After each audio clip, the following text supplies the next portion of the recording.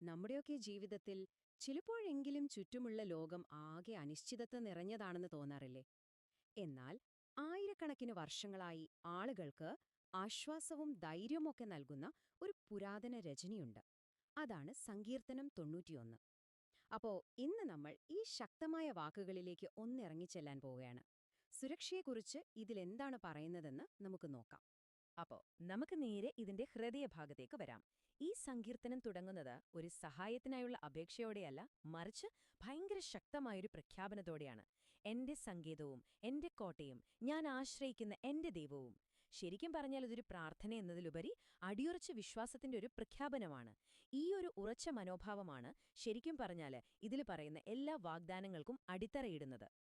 അപ്പോൾ ഈ സങ്കീർത്തനത്തിന്റെ മൊത്തം ഐഡിയയും ഈ ഒരു അടിത്തറയിലാണ് നിൽക്കുന്നത്. അതായത് ഒരു ദൈവികമായ അഭയകേന്ദ്രത്തിൽ വസിക്കുക എന്നതിൽ. ഇതൊരു വക്കേഷന് വന്നു പോകുന്ന പോലെയല്ല, മറിച്ച് ആ സംരക്ഷണത്തിൽ സ്ഥിരമായി ജീവിക്കുന്നതിനെക്കുറിച്ചാണ് ഇവിടെ പറയുന്നത്. ആ ഒരു വാസമാണ് ശരിക്കും പറഞ്ഞാൽ ഈ സങ്കീർത്തനം മുന്നോട്ട് വയ്ക്കുന്ന ആ ഒരു പ്രത്യേകതരം സുരക്ഷയുടെ താക്കോല്. ഇവിടെയാണ് കേട്ടോ കാര്യങ്ങൾ ശരിക്കിനും ഇൻട്രസ്റ്റിംഗ് ആവുന്നത്. ഈ സങ്കീർത്തനം ദൈവമേ എന്നെ രക്ഷിക്കണേ എന്നൊരു യാചനയല്ല. അതിനു പകരം നിങ്ങൾ ആ വിശ്വാസത്തിൽ ജീവിക്കാൻ തീരുമാനിക്കുകയാണെങ്കിൽ ആ സംരക്ഷണം നിങ്ങൾക്കുള്ളതാണ് എന്നൊരു ഉറപ്പാണ് തരുന്നത്. അതായത് ഇത് ഫ്യൂച്ചറിലേക്കുള്ളൊരു റിക്വസ്റ്റ് അല്ല, ഇപ്പോഴുള്ള ഈ നിമിഷത്തിലുള്ള ഒരു റിയാലിറ്റിയെക്കുറിച്ചുള്ള പ്രഖ്യാപനമാണ്. അപ്പോ ഈ പറയുന്ന സംരക്ഷണത്തിന്റെ വലുപ്പം ശരിക്കും മനസ്സിലാകണമെങ്കിൽ ഏതൊക്കെ തരം അപകടങ്ങളിൽ നിന്നാണ് ഇത് നമ്മളെ കാക്കുന്നത് എന്ന് കൂടി അറിയണം. ഈ സങ്കീർത്തനം ലിസ്റ്റ് ചെയ്യുന്ന ഭീഷണികൾ പുരാതന കാലത്തേതാണെങ്കിലും അതിശയകരമായ കാര്യം എന്താണെന്ന് വെച്ചാൽ ആ ഭയങ്ങൾക്കെല്ലാം ഇന്നും നല്ല പ്രസക്തിയുണ്ട്. ആദ്യം പറയുന്നത് രാത്രിയുടെ നിശബ്ദതയിൽ വരുന്ന ഭയങ്ങളെക്കുറിച്ചാണ്. നമ്മൾ ഏറ്റവും ദുർബലരായിരിക്കുമ്പോൾ മനസ്സിലേക്ക് വരുന്ന ടെൻഷൻ, പേടിപ്പെടുത്തുന്ന ചിന്തകൾ, അങ്ങനെയുള്ള അദൃശ്യമായ ശത്രുക്കളെയാണ് ഇത് ആദ്യം നേരിടുന്നത്. ഇനി രാത്രിയിലെ ഈ ഭയങ്ങളിൽ നിന്ന് നേരെ പകൽ വെളിച്ചത്തിലേക്ക് വരാം. അവിടെ നമ്മളെ കാത്തിരിക്കുന്ന അപകടങ്ങളുണ്ട്. അതായത് ശത്രുക്കളുടെ ആക്രമണം, പെട്ടെന്നുണ്ടാകുന്ന ആക്സിഡന്റുകൾ, അല്ലെങ്കിൽ ജോലിസ്ഥലത്തെ പ്രശ്നങ്ങൾ. അങ്ങനെ നമുക്ക് നേരെ വരുന്ന കാണാൻ കഴിയുന്ന എല്ലാ അമ്പുകളിൽ നിന്നും സംരക്ഷണം വാഗ്ദാനം ചെയ്യുകയാണ്. എന്നാൽ ചില അപകടങ്ങൾ ഒളിഞ്ഞിരുന്നാണ് വരുന്നത്, അല്ലേ? അസുഖങ്ങൾ പോലെ, അല്ലെങ്കിൽ നമ്മളെപ്പറ്റി ആരെങ്കിലും പരത്തുന്ന വ്യാജ വാർത്തകൾ പോലെ, അങ്ങനെ ഇരുട്ടിൽ പതുങ്ങിയിരുന്ന് നമ്മളെപ്പോലും അറിയാതെ നമ്മളെ വീഴ്ത്തുന്ന ഭീഷണികളെക്കുറിച്ചും ഈ സങ്കീർത്തനം പറയുന്നുണ്ട്. അവസാനമായി ഒരു മുന്നറിയിപ്പുമില്ലാതെ നമ്മുടെ ജീവിതത്തെ തലകീഴായി മറിക്കുന്ന ദുരന്തങ്ങളെക്കുറിച്ചും പറയുന്നു. ഒരു പ്രകൃതി ദുരന്തമോ സാമ്പത്തികമായ തകർച്ചയോ, നട്ടുച്ചു നേരത്ത് ഒരു ഇടിത്തീ പോലെ വന്നു വീഴുന്ന മഹാവിപത്തുകൾ.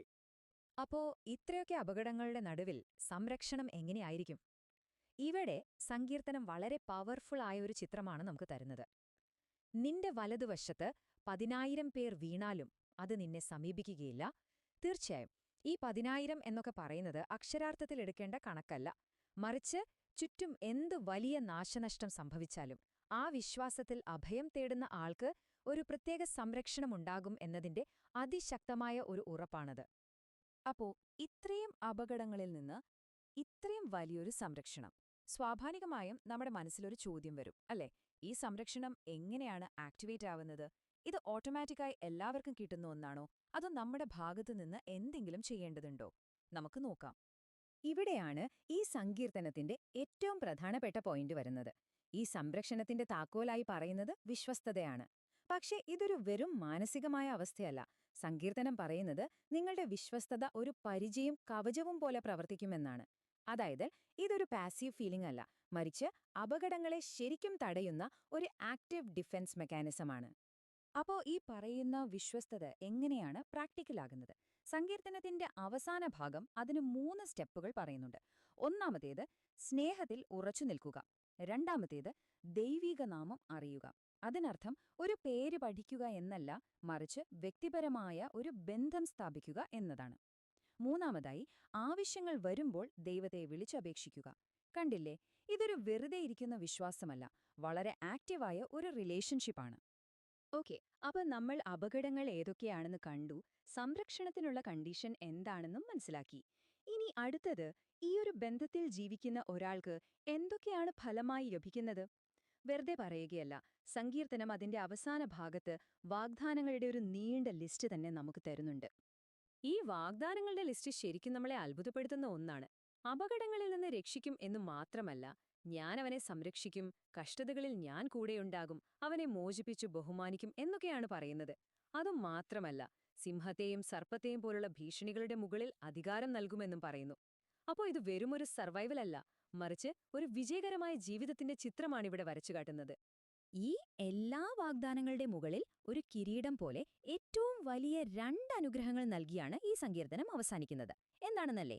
തൃപ്തി നൽകുന്ന ഒരു ദീർഘായുസ്സം, ഒപ്പം രക്ഷയുടെ ഒരു പൂർണ്ണമായ അനുഭവവും. അപ്പോൾ ഇത് ഈ ലോകത്തിലെ സംരക്ഷണം മാത്രമല്ല, അതിനുമപ്പുറമുള്ള ഒരു വലിയ ഉറപ്പാണ് നമുക്ക് തരുന്നത്.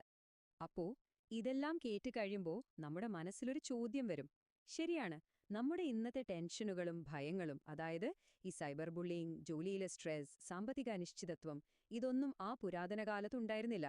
എന്നിട്ടും സമ്പൂർണ്ണ സുരക്ഷയെക്കുറിച്ചുള്ള ആയിരക്കണക്കിന് വർഷം പഴക്കമുള്ള ഈ വാക്കുകൾക്ക് ഇന്നും എന്തുകൊണ്ടാണ് ഇത്രയധികം ആളുകളെ സ്വാധീനിക്കാൻ കഴിയുന്നത്? ഒരുപക്ഷെ ഉത്തരം ഇതായിരിക്കാം: ലോകം എത്രയൊക്കെ മാറിയാലും സുരക്ഷിതമായ ഒരു അഭയകേന്ദ്രത്തിനു വേണ്ടിയുള്ള നമ്മുടെ ഉള്ളിലെ ആ ആഗ്രഹം, അതിനു മാത്രം ഒരു മാറ്റവും വന്നിട്ടില്ല.